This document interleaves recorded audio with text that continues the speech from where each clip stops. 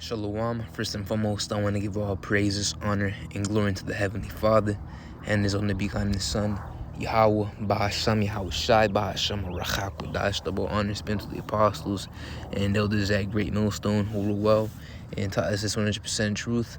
Much peace and blessings be unto you, who fool, looked at the Pishnat, the Lord, thought truth and sincerity, to where you are can say Shalom. I am the Akira. I'm from the servants Yahweh Shai. I'm coming in with a quick lesson entitled, based off of an article entitled "Woman Claims She Was Given a Vision from God of a Devastating Future Attack on America." And when I saw that title, I was excited, man.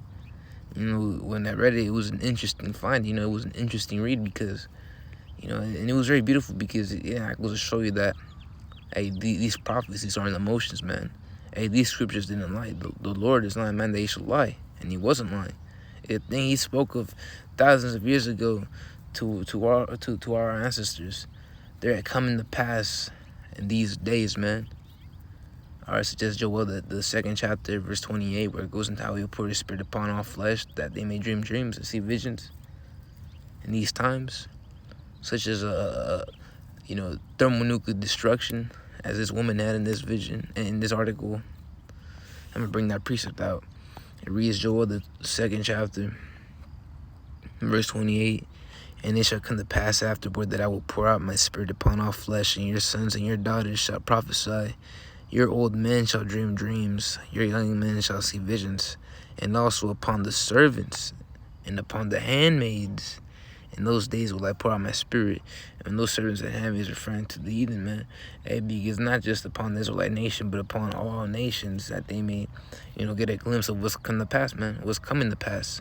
And that's where you have all, these videos from Yakim, these heathen women, in tears, weeping for what they've seen. A so-called black man whose name is not Jesus, but Yahweh Shai, or they don't know the name actually, but because they aren't given it, but they see him as a so-called black man with woolly white hair, terrible to look upon. He's coming with the vengeance of wrath in the nation, so-called UFOs, and everybody's in pale face. Says, they all have those same likening visions, man, likening visions. So, it's heavy. It reads, "And I will show wonders in the heavens and the earth, blood and fire and pillars of smoke." And this woman in this article had a vision about, fire coming from heaven. Back in Revelation, the 13th chapter, when it goes into, he even maketh fire to come from heaven. That was talking about, his invention called the atomic bomb, which is a nuclear weapon, Anything atomic is nuclear, And that was by way of that Edomite, Oppenheimer, Robert J. Oppenheimer, if I'm mistaken, that's his name. And they're actually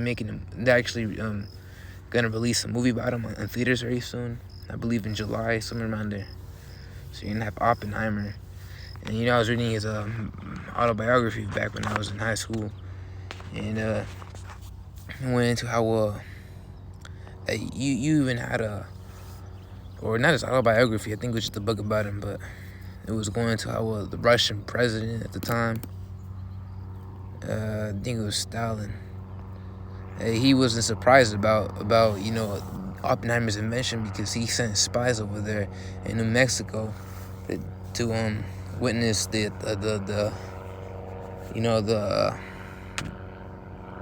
launch of the atomic weapon, of the atomic bomb, and he was like, I'm gonna create my own, so that right there influenced that he, knew about the atomic weapon invented by Oppenheimer, and it was by Oppenheimer's words that you have the quote, "I am become death," destroyer of worlds. And yeah, Esau is a destroyer of worlds, man. That is one of his titles. So the fact that Oppenheimer said that, man, it goes to show you that's the crack of spirit, man. But it goes on to say, on 31, Joel the second chapter, verse 30. So verse 30 again. "And I will show wonders in the heavens and in the earth, blood and fire and pillars of smoke." Such as your mushroom cloud from these ICBMs, from your nuclear weapons, rather yet. You had Hiroshima and Nagasaki when they fell down, it was a horrible sight to look upon. Verse 31. The sun shall be turned into darkness and the moon into blood before the great and terrible day of the Lord to come. And I can be doing lessons of these, blood red moons. Hey, actually, I think you had a blood red moon.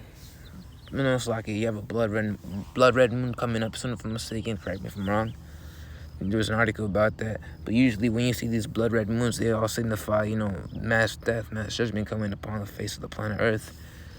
Because a prophecy has to come into play, man. And what is written in the book of 2nd is the 15th chapter? A plague such as death. All right, death, man. Hey, you see bodies dropping, man. The Lord's, the Lord's putting in that work, He's cutting some line. So, and it shall come to pass that whosoever shall call on the name of the Lord shall be delivered. And that's talking about the Israelite nation. It's like the elect within the nation of Israel. All right, the elect, because it is given unto us. It is unto us that we're given the name. So, and it shall come to pass that whosoever shall call on the name of the Lord shall be delivered. For Mount Zion and Jerusalem shall be deliverance, as the Lord has said. And in the remnant the Lord shall call, whom the Lord shall call. That goes to show you that the Lord is picky, man. And he's nobody to mess with. All right, he's terrible. He is terrible. All right.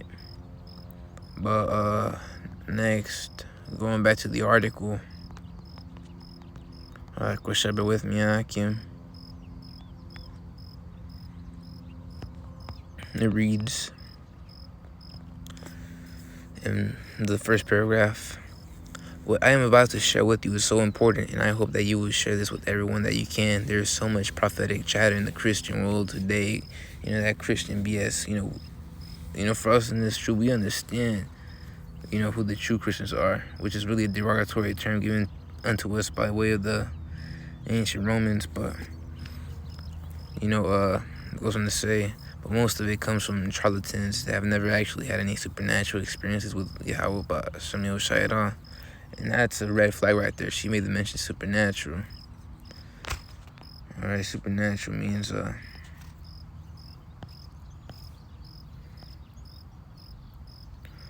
paranormal. Or actually, so lucky about that. That word definition says supernatural means of a manifestation or event attributed to some force beyond scientific understanding with the laws of nature. And actually, a con.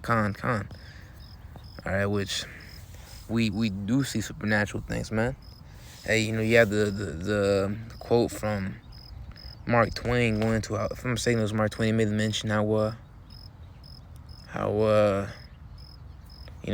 reality is stranger than fiction. And I can even did lessons on that, going to show you how really true reality, which is recorded in the scriptures, is stranger than fiction. To what we perceive today. Within what we perceive as true living, man. All right, this wacky tacky BS that Esau implemented, it cannot compare to what reality has in store.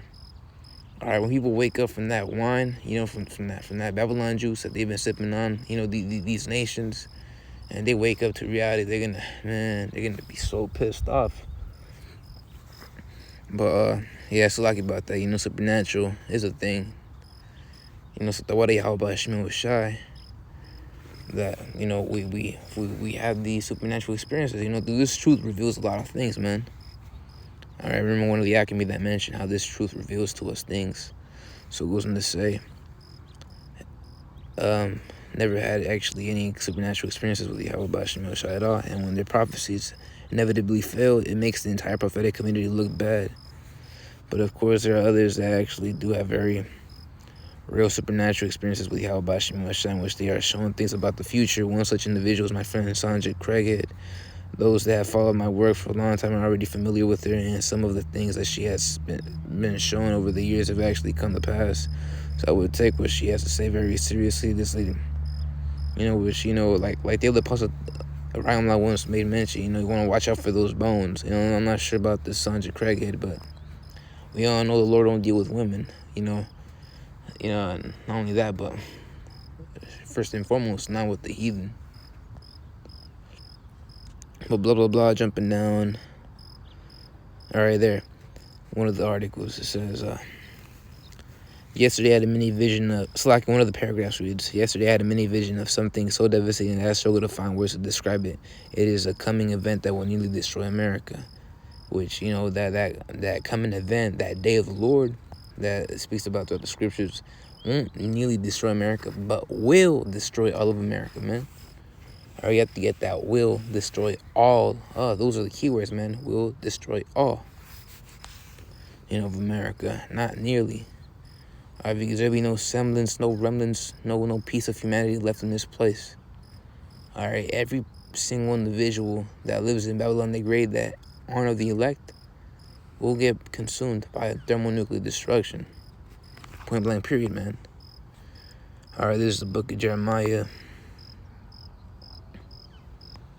I'm just gonna hold it. I'm checking Akim, because I know some precepts are better to bring out compared to others, although you could apply them to the same thing. All right, I'm just gonna bring out Isaiah the 13th chapter. It reads, verse 19. This is a beautiful precept. In Babylon, verse 19. In Babylon, the glory of the kingdoms, the beauty of the Chaldees' excellency, all right, shall be as when Yahweh overthrew Sodom and Gomorrah. And we understand that modern day Babylon is America, and the modern day Chaldeans are these elites, man. You know, it's through America, you know, that being the pawn, that these elites are in rulership, man. So the beauty of the Chaldees' excellency shall be as when Yahweh Bashimil shall overthrew Sodom and Gomorrah. And how did the Lord overthrow those ancient cities back in the ancient world? Through the chariots, man. You even read the account about how the angels went over there to destroy it. The angels destroy it, but then it talks about meteors falling from heaven. No, they know meteors, man, happen. It was the angels that hopped in the chariots, and they were blasting, you know, blasting out lasers, man, vaporizing the whole place. You know, so that goes to show you that these chariots are really maneuvered by the angels of the Lord. But you know, and that's also what's gonna happen in this modern day destruction. All right, because you're gonna have thermonuclear destruction by with ICBMs and the chariot lasers.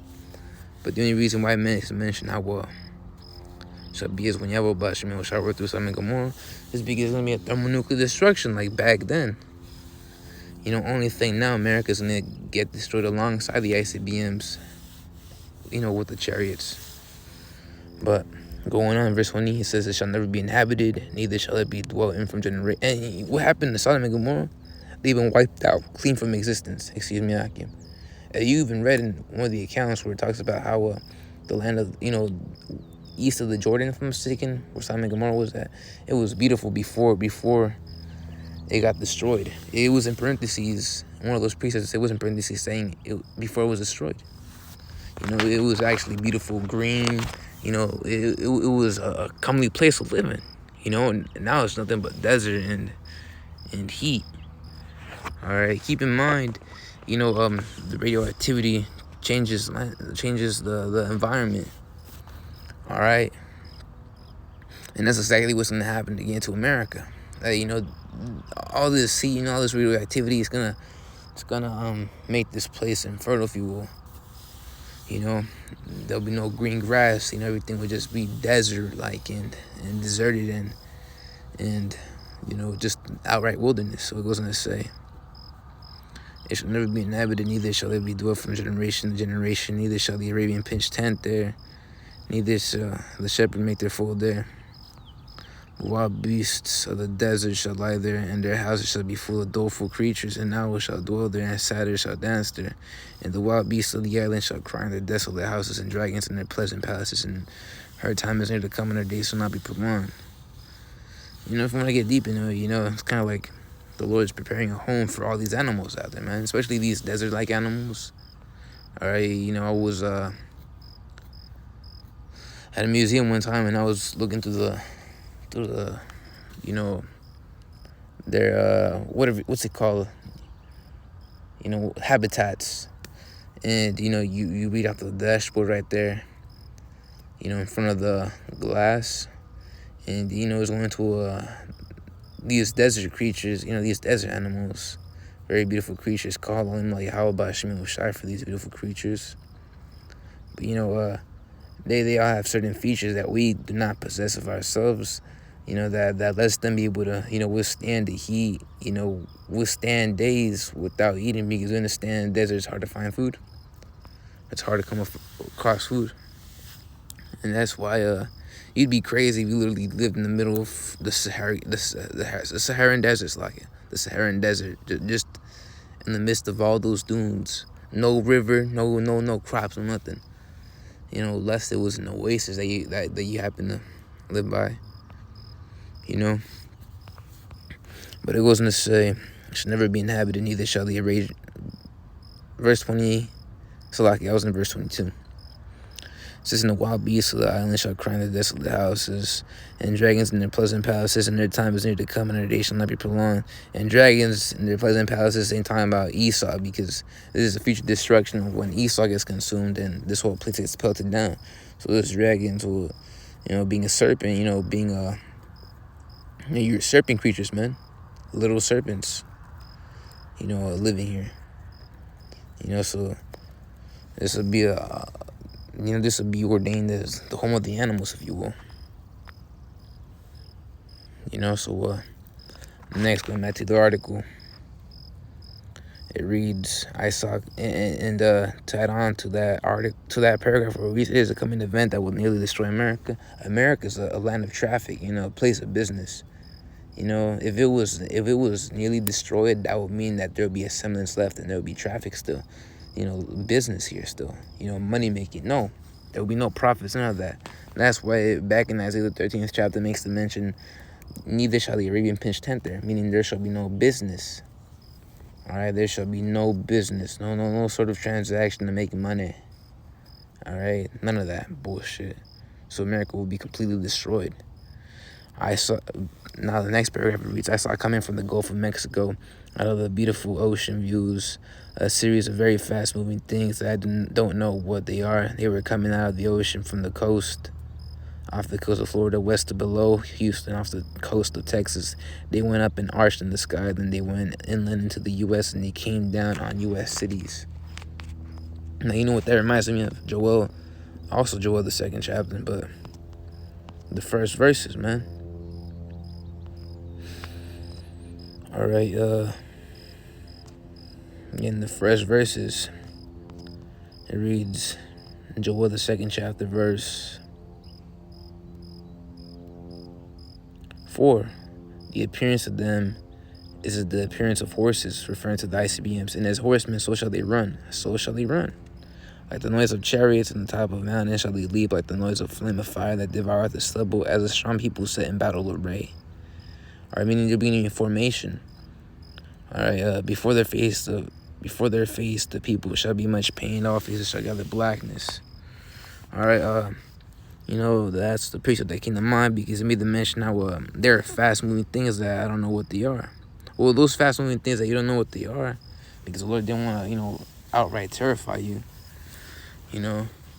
are the ICBMs, intercontinental ballistic missiles, which are hella fast. I forget at what speed they could go up to, but it's only within a few minutes that they could reach from say North Korea. They could reach from there to all the way to Britain in a few minutes, and all the way to any city in the U.S., any major metropolitan area, like L.A., San Francisco, New York, Houston, I don't know, Atlanta, within a few minutes. A few years ago, I'm not saying it was last year, you had Russia, on their state TV, on their state news TV show, they were going to that. They were, they were talking about how their missiles are this and that. Within a few minutes they could hit major cities, man.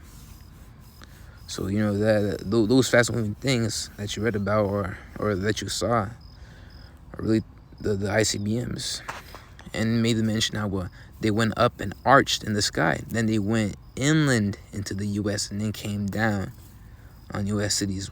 And that goes into them being launched from these silos. And she made the mention how she saw it from come out from the water, right, from the ocean. All right, from the ocean, and you look into the ICBMs, and you look into the silos. They come from literal silos in the ground. They come from their vehicles that can mount missiles and then launch them from there, or they could be launched from submarines underwater. So she had a dream about the silos, submarines, and they came from the coast of Florida, off the coast of Florida, and that's where the eastern hemisphere is where most of Babylon's enemies are at. So they were coming out of the ocean from the coast west to below Houston, off the coast of Texas. They went up and arching to the sky. Then they went going to missiles flying up and then angling down and pelting this place. So like the noise of chariots on the top of a mountain shall they leap, like the noise of fire, a flame of fire that are at the stubble. And you have accounts of missiles making a sound, and if you don't, if you hear the sound, it's still in the sky. Think of it like a jet that makes a loud noise. That's how the ICBMs are, but louder. So like as the strong people sit in battle rain before their face, the people shall be much pained. All faces shall gather blackness. Yeah, because everybody's gonna be in fear in those days, and everybody's gonna be in fear, man. They're not gonna know what the fuck is happening. They'll be like, what? What is that? Oh, we're gonna, for your iniquities, man. Hey, the Lord is coming down and judge this place for all this wickedness coming out, man. Everything is backwards to the bone. Everything is so feminine.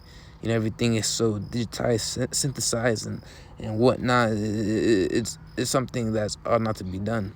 And that's why the Lord's about to, be doing some cleansing right now. So they shall run like mighty men. They shall climb the wall like men of war. And they shall march every one in his way, and they shall not break the ranks. Neither shall one thrust another. They shall walk in every one in his path. And when they fall upon the sword, they shall not be wounded.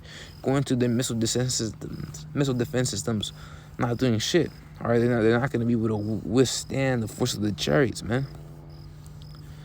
They shall run to and fro in the city. They shall run upon the wall. They shall climb up upon the houses. They shall enter in at the windows like a thief. Windows like a thief, man. See? So you're gonna see them literally hitting these cities into coming down upon U.S. cities.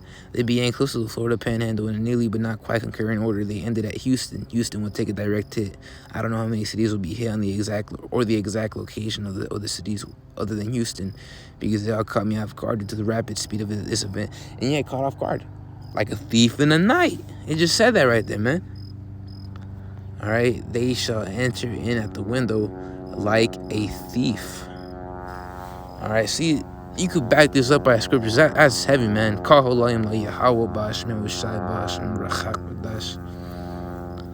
right, but going on, it says, I think they hit 6 or 8 U.S. cities nearly at the same time. See, at the same time. And the destruction is written to be at about an hour's pace. So total destruction by massive fireballs and explosions larger than I've ever seen, with horrific waves of heat going miles in every direction of where they landed, igniting everything close to these terrible heat waves on fire, with huge fireball explosions that reached hundreds of feet into the air. Those fireballs / explosions that she saw are talking about the ICBMs, man. You cannot defer that. This is talking about the ICBMs.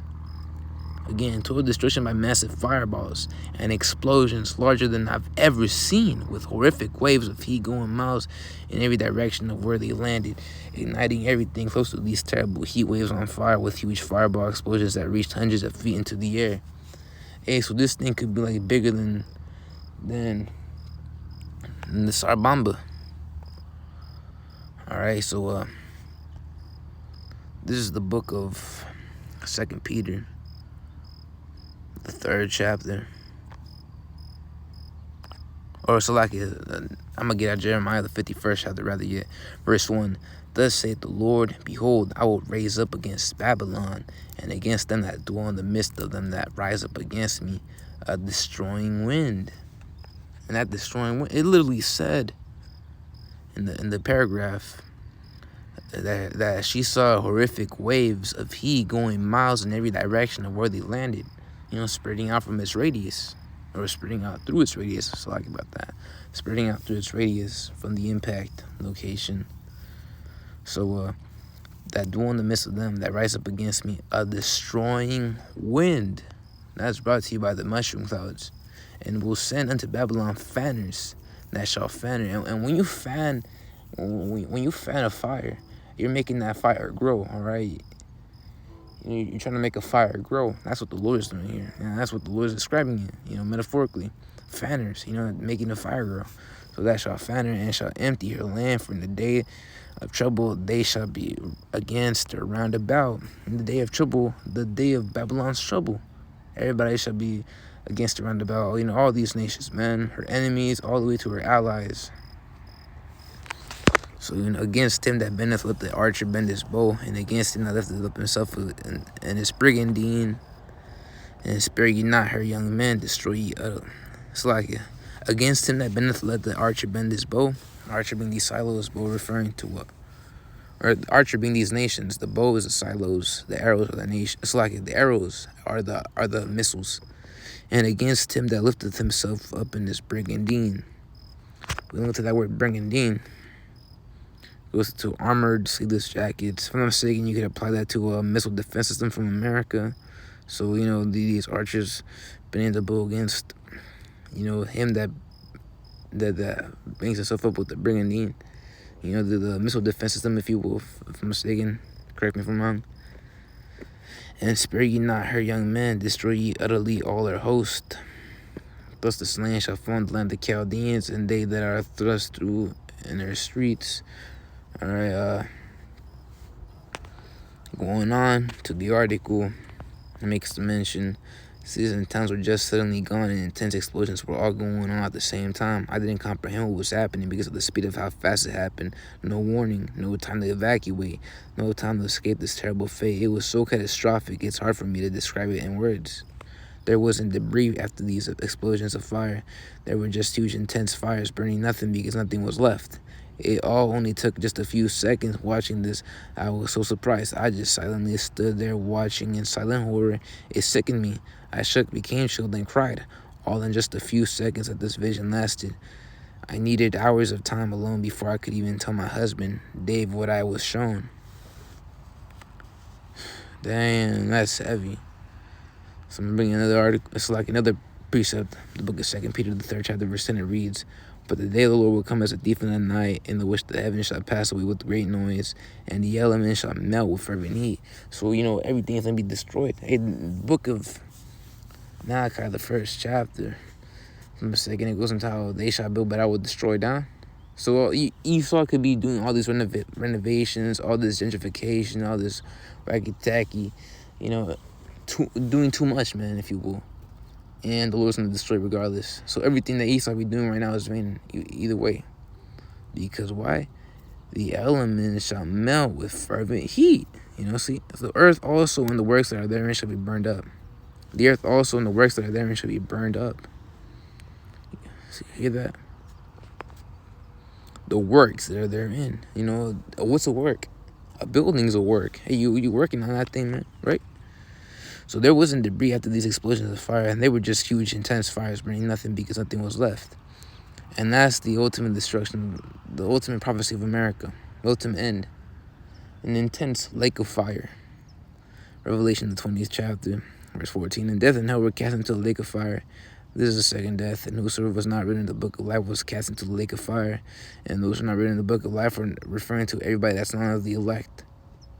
All right, all these people are going to get smoked in a big old lake of fire. Lava fire, if you will. That's how horrible it's going to be. It's everything is going to be ablaze. Just some land sticking out from the ground, from the water, from the ocean. And it's just going to be covered in fire. And that is the end-all, be-all of this bitch-ass place known as Babylon the Great, America. But, with that being said up, this lesson was really edifying. Lord will continue to push on. Lord will get delivered. And I want to give all praises, honor, and glory to Yahweh, by Hashem Yahushai, by Hashem Rachak Kudash, double honor spent to the apostles and elders at Great Millstone, who rule well. And tell us 100% truth. Much peace and blessings be unto you, hopeful. Let the dip not this word of the truth and sincerity. And to where you walk in, say shalom.